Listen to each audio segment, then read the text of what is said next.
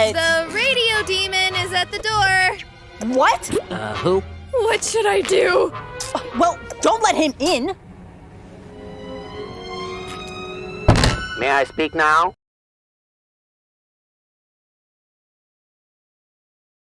The novel Dracula by Bram Stoker is one of the most influential horror stories ever written.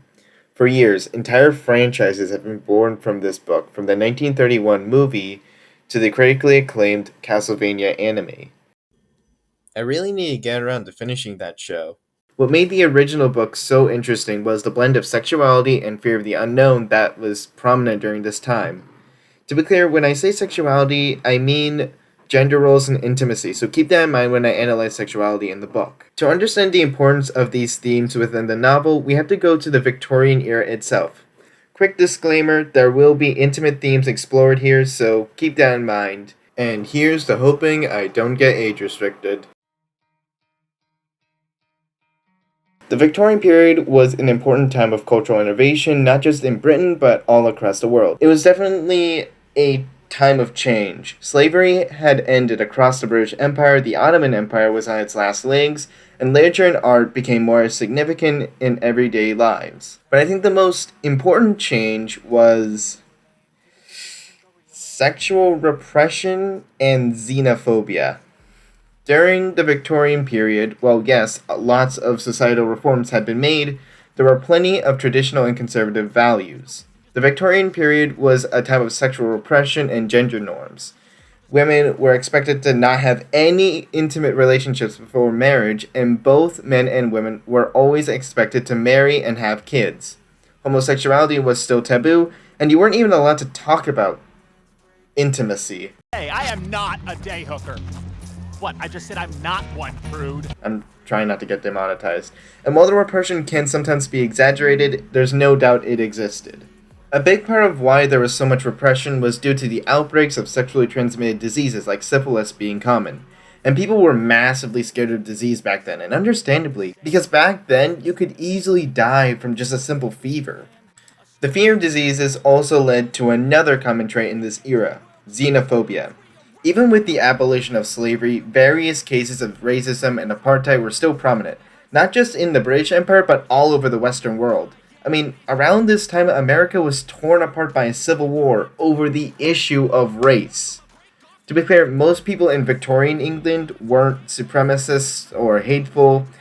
They were more so afraid, and mainly because of diseases. The last thing the British population wanted was an invasion by a foreign enemy or another disease outbreak.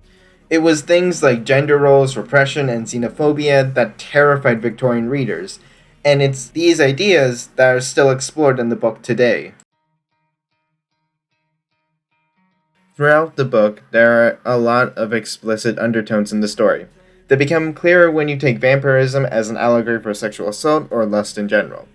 Take the scene where Jonathan meets the three vampire women. They enter his room and he describes them as gorgeous and visually appealing. He goes into detail about their facial appearances and red lips. One of them tries to seduce him to the point where he falls unconscious. It's pretty clear the vampire women are using their physical appeal to try and lure Jonathan into a false sense of security so that they could devour him.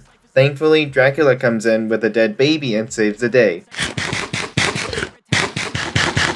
There are plenty of other cases in which lust and sexuality go hand in hand with vampirism. When Lucy is infected, there's a bit where she tries to kiss her partner so she can bite him, but Van Helsing prevents it. In another case, the three vampire women and an infected Lucy would stalk and prey on young boys, luring them away to bite and drain them. Dracula himself also shows this in a much less subtle way. Almost all of his victims are young and fair women. This includes the three vampire ladies, Lucy, Mina, and that random girl Jonathan spots him with. Dracula constantly stalks and preys on these women. Now, is he attracted to the women? Probably not. But the way he moves, as well as how the vampire women act, it's clear there's lots of sexual undertones. Such as the scene where Dracula literally cuts his chest and forces Mina to drink the blood off of it. When it comes to sexuality, the book also has heavy themes on gender roles, such as two of the female protagonists in the book. Mina Harker and Lucy Westeria. At first glance, Mina seems like the traditional woman, and Lucy is the less traditional one, since Mina is excited to start a family with Jonathan, meanwhile Lucy is more flirtatious and naive. But I think it's more complex than that. Both characters often switch places when it comes to gender roles. While Mina is excited with her life with Jonathan, Lucy has rejected 3 different men and even comments on why she couldn't marry all of them. But Mina has traits that people back then wouldn't associate with women during those times. Mina is intelligent, brave, and has a strong will. Traits that people often consider to be masculine and not feminine. Actually, a lot of people today still don't think women are like that. I think we all know who we're talking about, right? There is this classic saying in history: if you are a Westerner who invade the East, you're a hero. If you're an Easterner who invade the West, you're a barbarian. Dracula is a case of an Easterner invading the West. In the book, he hires Jonathan as a real estate agent to help him find a castle to move into England. Jonathan has no clue why he's doing this, but later it's revealed that Dracula wanted to expand his territory from Wallachia to England, like a predator moving to better hunting grounds. As he roams across England, he infects various women, one of these being Lucy, who dies, and Mina, who manages to use it to the gang's advantage. There are also lots of references to disease and illness, such as how Lucy behaves after Dracula bites her. She acts very sick and weak, and Van Helsing does everything he can to heal her, but her mom keeps opening that damn window! There's also the case that Dracula cannot heal or fully access his powers unless he uses the dirt from his homeland. This could easily be seen as a nod to the Eastern invasion that Victorian Englanders were so afraid of. Throughout the book, Van Helsing also cites Mina's infection to be somewhat of a disease that can spread across a land. Considering Dracula is the one who infected her, this could be taken as an Easterner invading the land and spreading his disease across the people. We also see a lot of medical practices at play, such as when Lucy was infected, Van Helsing uses blood transfusions. This is very important later on, so keep that in mind. The way Dracula is portrayed could also be seen as how Victorian Englanders saw Eastern cultures, as barbaric and foul monsters trying to encroach on their homelands. Outside of xenophobia, there is also this sense of the fear of the unknown. The book isn't built like a legit narrative. It's written in this mockumentary style with multiple newspaper reports, ads, and journal entries of all the main characters. Jonathan is often considered the star of the book, but in reality, he's just one of many characters we follow in the story.